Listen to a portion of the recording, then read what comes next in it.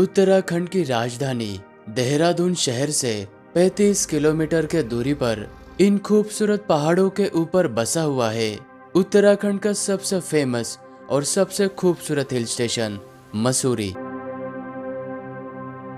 Mussoorie hill station को अपने soothing environment के कारण और अपने नेचर के ब्यूटी की वजह से इसे पहाड़ों की रानी भी कहा जाता है।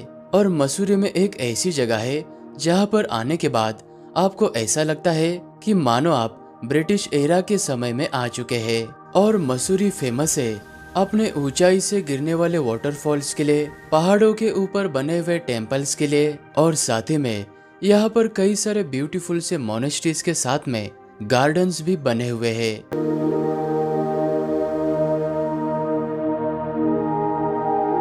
मसूरी में हमने पहले दिन की शुरुआत मसूरी के सबसे खूबसूरत इस कैम्प्टी वाटरफॉल से की, जो कि मसूरी के मॉल रोड लाइब्रेरी चौक से ये वाटरफॉल अराउंड 15 किलोमीटर के दूरी पर है। कैम्प्टी वाटरफॉल तक आप रोपवे से भी जा सकते हैं और उड़न खटोला का टिकट है 250 रुपीज़ पर पर्सन, और ये सुबह 10 बजे ही चालू हो जाता है। या फिर आप मेरी तरह चलकर भी जा सकते हैं, क्योंकि 200 से 250 मीटर ही आपको नीचे चलकर जाना होता है। मसूरी का ये कैम्प्टी वाटरफॉल 4500 फीट ऊंचाई पर स्थित इन पहाड़ों के ऊपर से बहता हुआ नीचे की तरफ ये जो नेचुरली पॉन्ड बना हुआ है, इसमें 40 फीट ऊंचाई से गिरता है।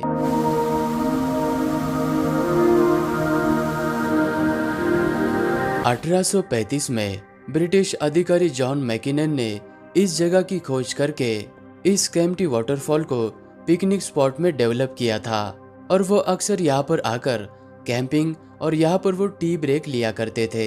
इसीलिए इस जगह को कैम्प्टी वाटरफॉल के नाम से जाना जाने लगा।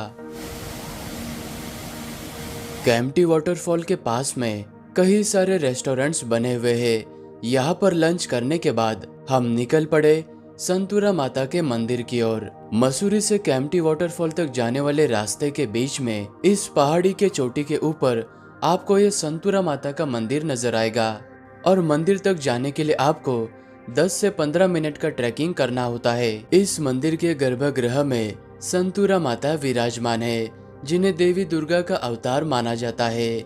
और कहा जाता है कि 1951 में जो यहाँ पर भूकंप आया था, माता रानी ने उस भूकंप से मसूरी वासियों को बचाया था। इस संतूरा माता जी के मंदिर में दर्शन करने के बाद जब आप बाहर की तरफ आते हो तो यहाँ पर आपको डीप वैली के साथ में खूबसूरत इन मसूरी माउंटेन का व्यू भी नजर आता है। अभी हम मसूरी की सबसे ब्यूटीफुल जगह इस दलाई हिल्स पर आ चुके हैं, जो कि मसूरी से 3 किलोमीटर के दूरी पर है। और दलाई हिल्स तक जाने के लिए आपको लगभग 500 मीटर का ट्रैकिंग करना होता है। और ट्रैकिंग करते वक्त रास्ते के बीच में आपको सबसे पहले ये स्तूपा नजर आता है। जैसे ही आप इस दलाई हिल के सबसे टॉप पर आ जाते हो, यहाँ पर आपको भगवान बौद्ध जी की ये खूबसूरत प्रतिमा नजर आएगी।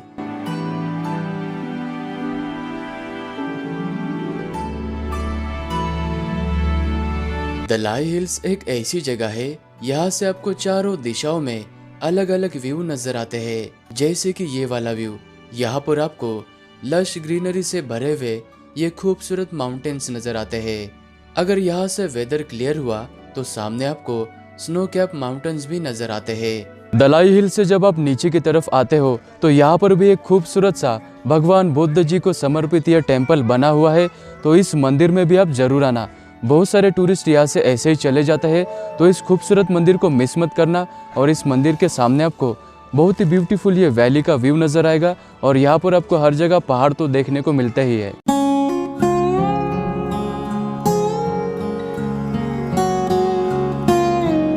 अभी हम मसूरी से 16 किलोमीटर के दूरी पर स्थित इस खूबसूरत भद्रराज मंदिर में आ चुके हैं, जो कि ये मसूरी का सबसे हाईएस्ट पॉइंट है। मसूरी के इस दुधली भद्रराज नामक पहाड़ी के ऊपर ये जो मंदिर है, ये उत्तराखंड का एक ऐसा मंदिर है जो कि भगवान बलराम जी को समर्पित 7500 फीट ऊंचाई पर बसा हुआ उत्तराखंड का एक लौता मंदिर है। और इस मंदिर के गर्भगृह में भगवान श्री कृष्ण जी के भाई बलराम जी के साथ में अन्य देवी देवता भी विराजमान है। मंदिर में दर्शन करने के बाद जब आपकी आंखें यहाँ के खूबसूरत नज़ारों को देख रही होगी, आपको ऐसा लगेगा कि मानो स्वयं भगवान ने आपको आशीर्वाद दिया हो। इतनी खूबसूरत है यहाँ की ये जगह। मसूरी की असली खूबसूरती इसी जगह में है।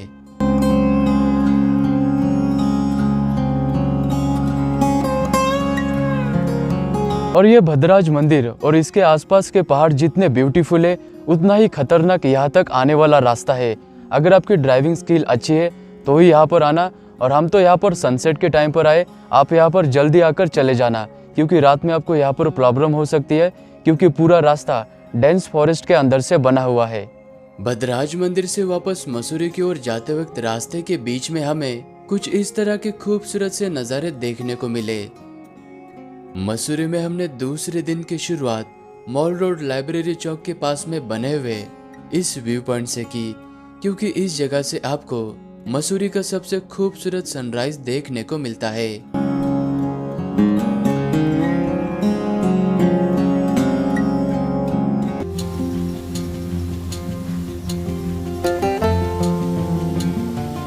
अभी हम मसूरी के फेमस भट्टा वाटरफॉल के पास में आ चुके हैं।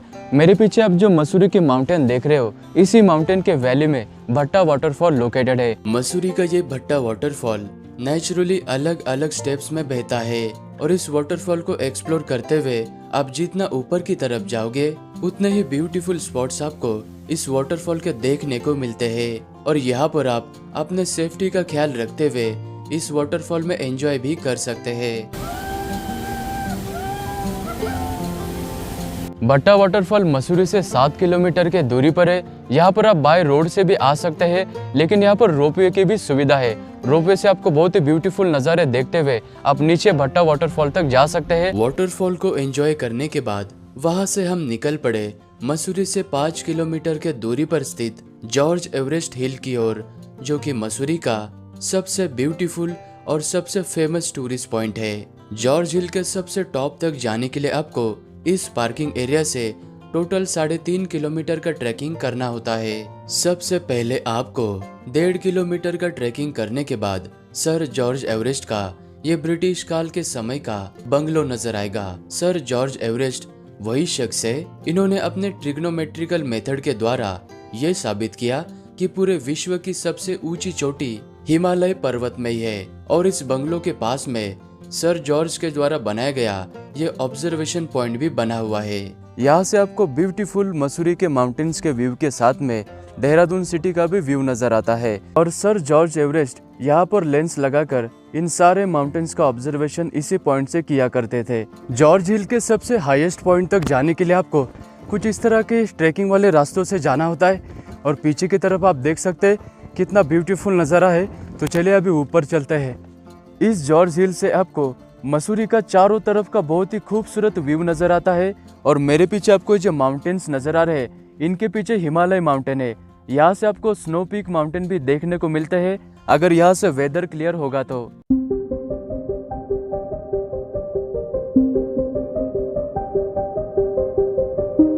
मसूरी से 7 किलोमीटर के दूरी पर एक ऐसी जगह है, यहाँ पर पिछले 100 सालों में ना कोई पेड़ कटा है, ना यहाँ पर कोई नया कंस्ट्रक्शन हुआ है। और यह जगह मसूरी से भी 1000 मीटर की हाइट पर है। यह है सबसे खूबसूरत लैंडोर। 1925 में ब्रिटिश अधिकारी कैप्टन योंग ने मसूरी की खोज करने के बाद इस लैंडोर में फर्स्ट बिल्डिंग का कंस्ट्रक्शन किया था। और जैसे आप इस जगह पर आ जाते हो, यहाँ पर आपको कॉलोनियल एरा और आर्किटेक्चर की एक खूबसूरत झलक देखने को मिलती है।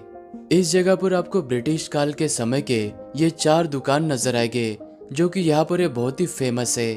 और इस 4 दुकान से ओनली 10 मिनट्स के वॉकेबल डिस्टेंस पर यहाँ का फेमस ये लैंडोर बेक हाउस लोकेटेड है। यहाँ पर आप मेनू में यहाँ का फेमस मफिन, कॉफी, पेस्ट्री, क्रोजोन्स, इस तरह के कई सारे चीजें ट्राई कर सकते हैं। लैंडोर को एक्सप्लोर करने के बाद अभी हम सनसेट देखने के लिए लैंडोर के इस लाल तिब्बा सीनिक व्यू पॉइंट पर आ चुके हैं। यहाँ पर यह फेमस कैफे बना हुआ है।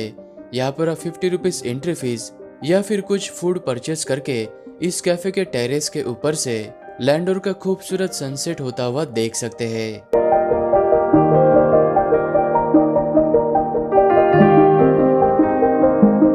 मसूरी के लाइब्रेरी चौक के पास में हमने ये वाला होटल लिया है, होटल गणपति पैलेस में।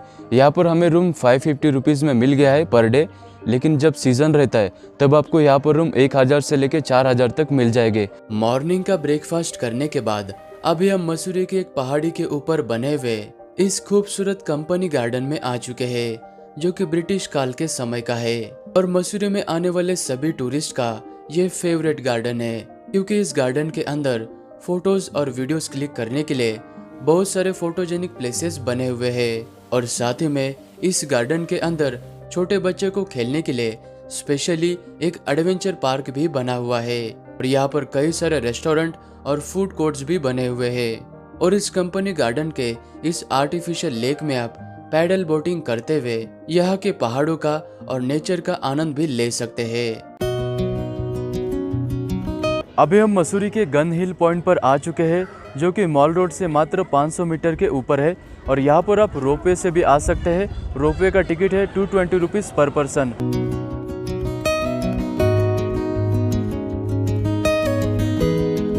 इस गन हिल के ऊपर एक खंडर सी पहाड़ी आपको नजर आएगी। ब्रिटिश ज़माने में उस पहाड़ी के ऊपर से तोहफे और गन चलाकर यहाँ के लोगों को समय बता दिया जाता था। ये इसीलिए इस पॉइंट का नाम गन हिल पॉइंट पड़ा है।